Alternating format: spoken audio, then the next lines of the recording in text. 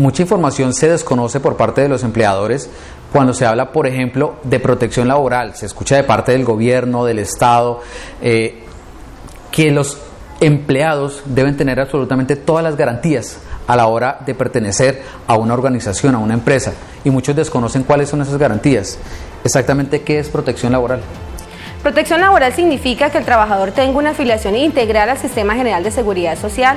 Protección laboral significa que el trabajador tenga un contrato de trabajo, un empleo decente, que reciba una remuneración pues que corresponde efectivamente a la prestación de sus servicios.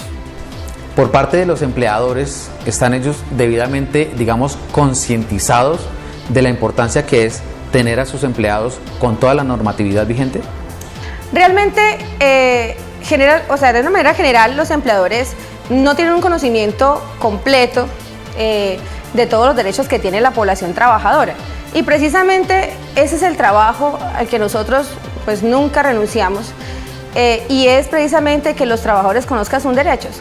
Pero también nosotros nos enfocamos en que el empresario, el pequeño, el mediano, el gran empresario, pues tenga la posibilidad de conocer la verdadera forma de organizar sus empresas, para que desde el momento mismo en que inicia una empresa, o sea, su proyecto empresarial, pues inicie con pie derecho, con la formalidad que exige la contratación de personal, teniendo un equipo, es decir, administrativo, que le apoye realmente en hacer bien las cosas desde el principio. La idea es que sea desde el principio, pero si no es así, la idea es que nunca es tarde. Y este mensaje pues obviamente va para los empleadores: nunca es tarde para que el empleador conozca cuál es la forma en que debe organizarse administrativamente, en lo que tiene que ver con el campo laboral, para que alcancen juntos, es decir, un empleador con una empresa bien organizada, un trabajador comprometido, seguro, con toda la protección que necesita en su sitio de trabajo, y juntos hagan de una actividad económica productiva y efectivamente que cumpla esa función social que es el objetivo del trabajo. Bueno, hoy por hoy se encuentran muchas personas que cuando llegan a una organización, a una empresa, se encuentran con un jefe directo, un jefe inmediato, que al sentarlos allí en la mesa, el día de, digamos, establecer su vínculo laboral, lo primero que les dice es: yo a usted le pago un salario mínimo, me entra o ingresa a laborar 8 de la mañana promedio, sale 7 de la noche, tiene una hora, digamos, de almuerzo, y en ocasiones trabajaría sábado y en ocasiones, digamos, por temporada domingo. Si sumamos todas esas horas, se estarían incumpliendo. ¿Cómo hacer para regular este tipo de condiciones? Bueno, es claro, es decir, en Colombia la jornada máxima legal, la jornada laboral, está compuesta por, es decir, o tiene consigo el cumplimiento de 8 horas laborales al día, 48 horas a la semana, que pueden aumentarse con autorización del Ministerio de Trabajo a 2 más en forma diaria, 12 semanales.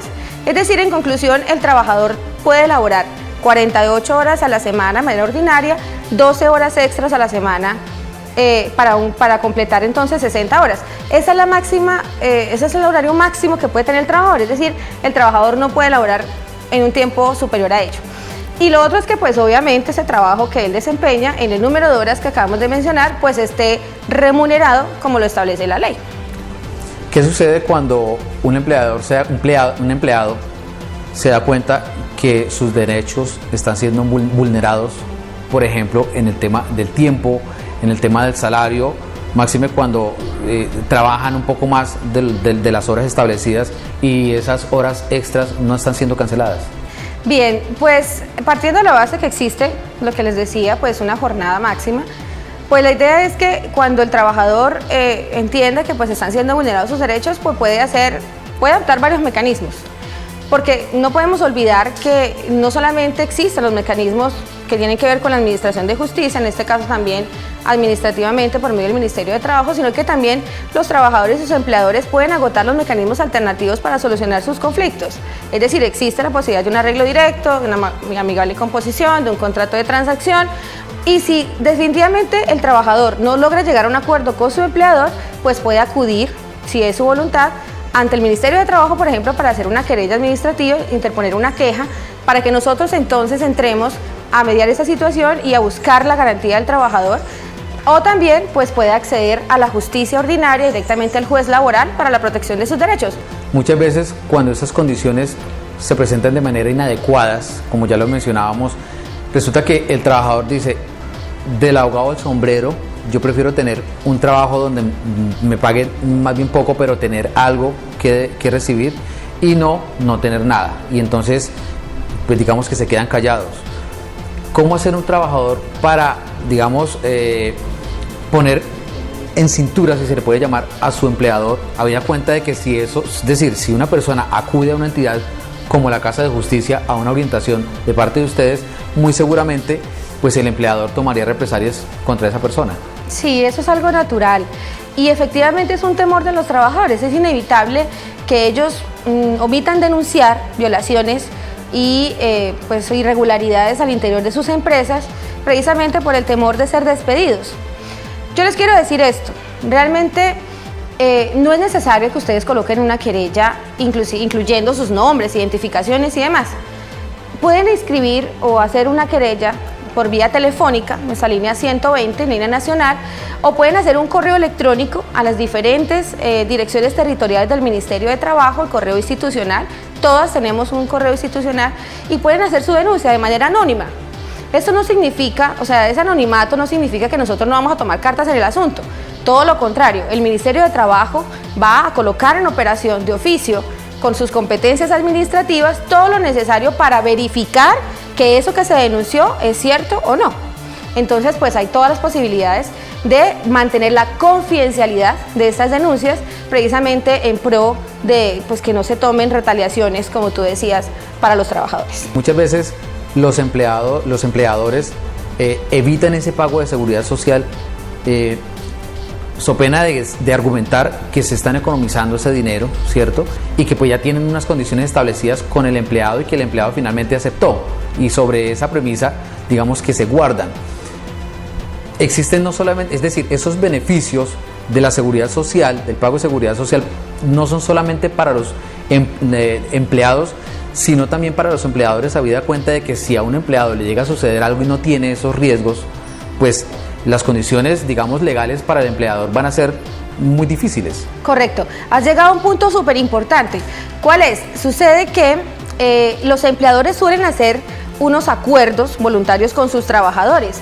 Y de hecho uno pensaría, bueno, si es un contrato bilateral, consensual, pues ¿por qué yo no me puedo poner de acuerdo con mi trabajador?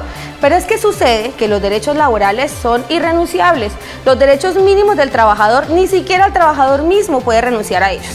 Eso quiere decir que estas concesiones recíprocas que hacen los empleadores con los trabajadores y que incumplen o violentan las normas mínimas de derecho laboral, esas protecciones o derechos mínimos, pues eso no funciona, es decir, no tiene ningún efecto jurídico.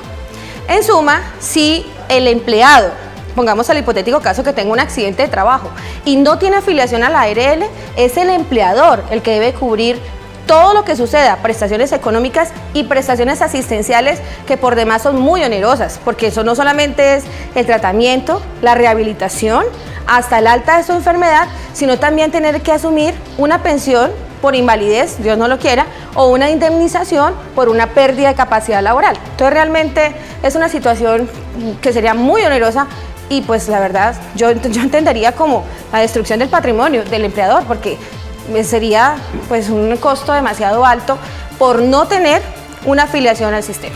Hablemos un poco de las consecuencias que puede generarle para un empleador el hecho de no cumplir con sus obligaciones contractuales frente a su empleado. Correcto. Las sanciones administrativas son bastante onerosas. Las multas que puede llegar a imponer el Ministerio de Trabajo, si se trata de derechos individuales, son multas que van entre 1 y 5.000 salarios mínimos legales mensuales vigentes. Y en materia de riesgos, por ejemplo, existe la posibilidad de sancionar al empleador entre 1 y 1.000 salarios mínimos legales mensuales vigentes. Cuando el empleador, por ejemplo, se niega a entregarnos documentación o algún requerimiento que haga el ministerio, puede recibir sanciones por renuencia que van entre 1 salario y 100 salarios mínimos legales mensuales vigentes. Estas sanciones, les quiero contar que dependiendo si son derechos individuales, estas sanciones, estas multas se imponen y el pago de estas multas van con destino al SENA, ¿sí? Y cuando se trata de riesgos, estas multas que impone el ministerio van con destino al Fondo Nacional de Riesgos para todas las actividades que hay de orden nacional. Finalmente, esas recomendaciones que usted le da a los televidentes frente al tema ya abordado, particularmente a los empleados y también a los empleadores. Bien, señores empleadores, por favor, vinculen en forma directa a sus trabajadores, formalicen sus contratos, afílienlos, por favor, al Sistema General de Seguridad Social Integral y a las cajas de compensación. Mire, apóstele definitivamente a el bienestar integral de sus trabajadores. Señor trabajador, hay que efectivamente hacer uso de sus derechos, uso razonable de los derechos. Hay que atender las normas de salud ocupacional, hay que atender los deberes que tienen como trabajadores, esos deberes especiales, y efectivamente los invito a que si alguno de ustedes dos, alguna de las partes, requiere orientación, desea consultar algún tipo de información o presentar una queja, con mucho gusto puede comunicarse a la línea 120 del Ministerio de Trabajo desde cualquier celular o fijo, puede marcar el número 120, allí van a prestarle toda la asesoría que requieran, y pues aquí en Casa de Justicia, en la inspección cuarta y 21, pues estamos de puertas abiertas. Doctora Caro, muchas gracias. Gracias a todos ustedes, un saludo.